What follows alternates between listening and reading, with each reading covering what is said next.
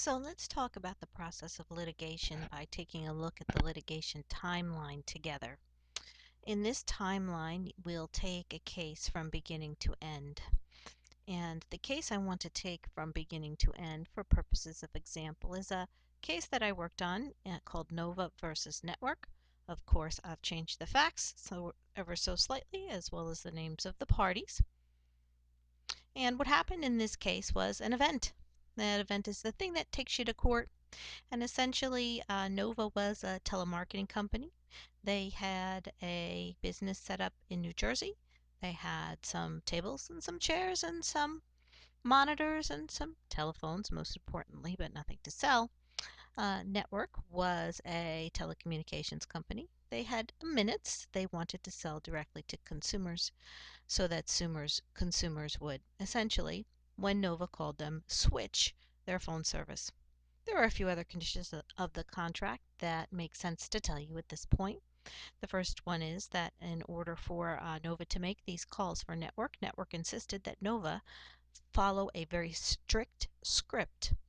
That is, Nova's employees couldn't say anything that was not previously okayed by Network during those telemarketing calls. And the second part of the case I want to tell you is that the payment for Nova would be in the form of a declining commission. The commission would be largest, most proximate to the conversion or the sale of the phone service to the consumer. And over the course of the next 4 years, Nova would receive a declining commission. And so that was the crux of the contract. The event was this: about 45 days into the contract between Nova and Network, this particular telemarketing entity called Nova and said, we think you violated the script. We think you violated the script because a consumer called us or a client called us and said that they thought that they were purchasing telephone services from a different telephone provider. And so we believe you are in violation of the contract, and we're not going to pay you for your services, and we're not going to continue the contract. And that, as you might imagine, caused them to say, hey, we'll sue you. And the lawsuit is breach of contract. But note, it is Nova thinking that. So the first thing that Nova would probably do is seek the advice of an attorney, and they would have a few questions. Here are some of them. They might want to know what they're going to expect to gain or what they can expect to gain from this particular lawsuit, the likelihood that they'll succeed getting what they want, how long it will take, what process we'll go through, how much it will cost. Attorneys are paid primarily on three bases. There are actually a number of them, but these are the top three. On an hourly fee, that would mean you'd pay me by my hour. If I work for you an hour, you'd pay me probably about $2.50 is a going rate, uh, within a range, but $2.50 would be a nice estimate. You can pay me on contingency fee. That would mean that I wouldn't collect anything until you recovered, and if you didn't recover, I'd collect nothing. What's a contingency fee? About 33 and a third percent, or on a fixed cost basis. That's for more routine or simpler cases where the attorney can estimate a good guess about how long they might spend to do the particular case. Maybe a real estate closing might fall in there somewhere between probably 12 and 1500 right around now. And of course, once Nova hears all those fees, they want to find out if it might be possible to settle, and if at that, settle early. All of these important questions, and it will help the attorney determine whether or not they're going to take the case, and will help the client determine whether or not they want to proceed. Of course, let's assume they want to proceed, and so they're going to file a complaint. That's the very first document in the lawsuit. The complaint is filed in a particular court. This format of a complaint is actually formatted loosely on what a complaint would look like in New Jersey. It would have a case caption. The case caption, let me see if I can doodle here. There we go, is this area right up here is the case caption. That's the caption of the case. Every case that's filed has to have a case caption. It's pretty unique. and that would go on the top of every document that was filed. We would then have a statement of jurisdiction that will tell the court that they have the power to hear the case. Then something that would give the court an idea of what the case was about. That's the statement of facts, and that those statement of facts have it to actually evidence entitlement to remedy. In other words, make out a cause of action. And then, of course, make a request for remedy. And the final item that would often appear on the complaint is a signature. In New Jersey, usually, it means the attorney has to sign. All right, so now we have to get the complaint to the defendant because the defendant doesn't necessarily know that they've been sued until the plaintiff lets them know. And that process is called service of process. There are court rules that tell us how to serve process on a defendant. It could be as complex as tracking that defendant down and getting them with service, making sure it's delivered to them. In some cases, it might mean sending something certified mail. So we'll always look at the particular court rules to make sure we're doing it the right way. Well, the defendant has the complaint through the process of service of process. It is now time for him or her to answer. And the answer looks a lot like a complaint. Up here we see the caption again. Here's my circle. That's the caption of the complaint. We have a response to the statement of facts, and usually the response consists basically of two words, admit or deny. And you might imagine that most answers deny a lot. And the reason why is because if the defendant admitted that's what went on, we probably shouldn't be litigating this case. We'd probably be settling this case. That would make more sense.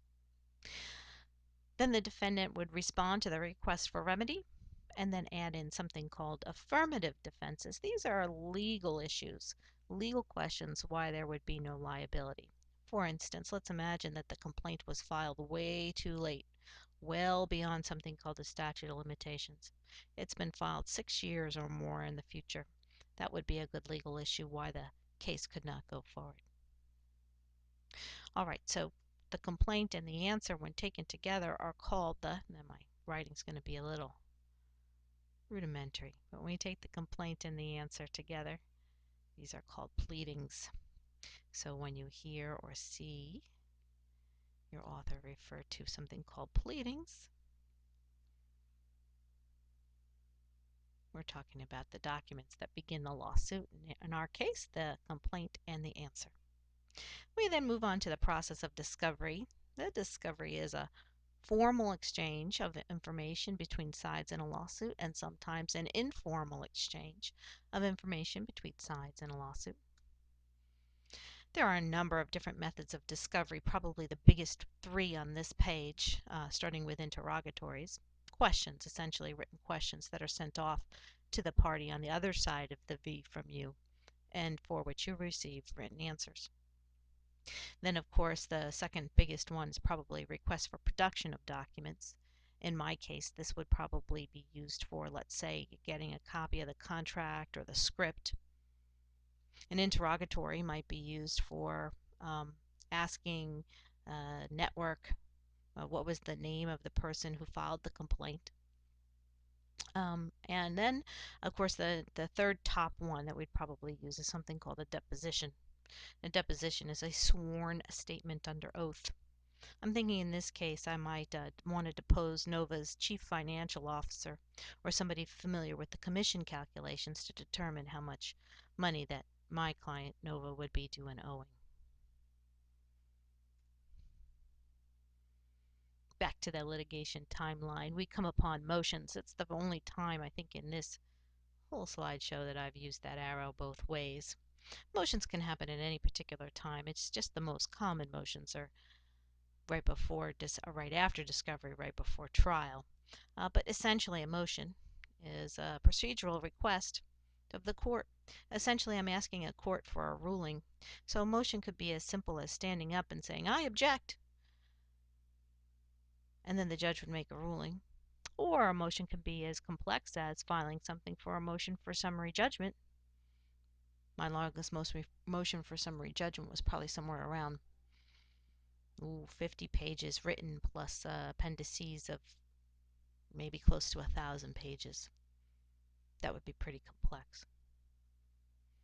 Once we're done with motions before trial, we then go to a pretrial conference. Sometimes it sounds like a settlement conference, but for the most part, these are logistical sorts of things. We figure out how long the trial is going to take, how much time we'll need, what witnesses we're going to call, block out a particular length of time on the court's calendar, and move from trial onto there.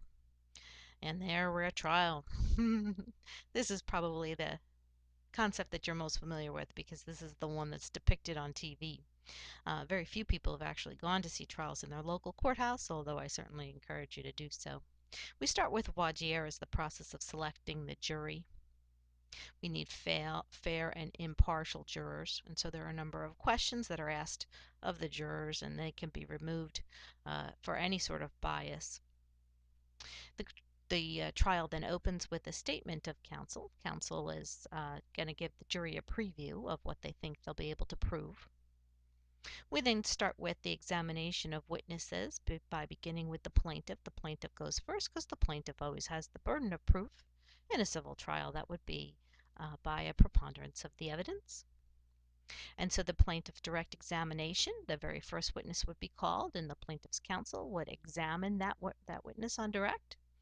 And then the defendant's counsel would cross-examine that witness, and so on and so on and so on until the plaintiff rests. And then the defendant would get to go and present their case, called the defendant's case in chief. The defendant would call their very first witness. The plaintiff would cross-examine, and so on and so on and so on until the defense rests. We then have closing arguments. That's when counsel gets to tell the jury what it is that the lawyers believe that they were able to prove. The jury instruction takes place. This is when the jury is told exactly what the law is.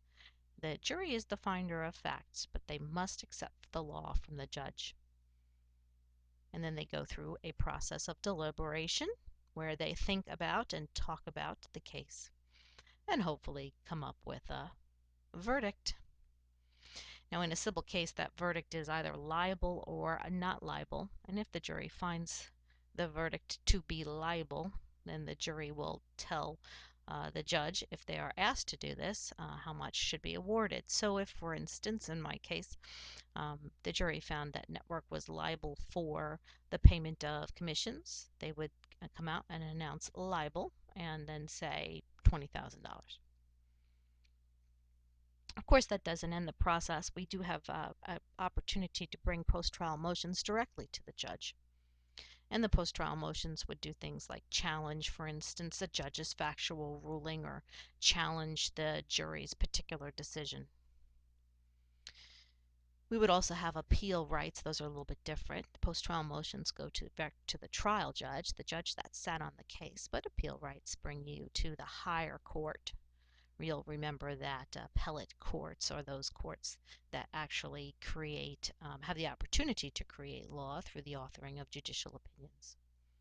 And thereafter, if there is still a judgment remaining, it is ripe for the process of execution, and that's collecting on a judgment. And so that really concludes, in a nutshell, the litigation timeline. So if you have any questions, be sure to ask them. Happy studying!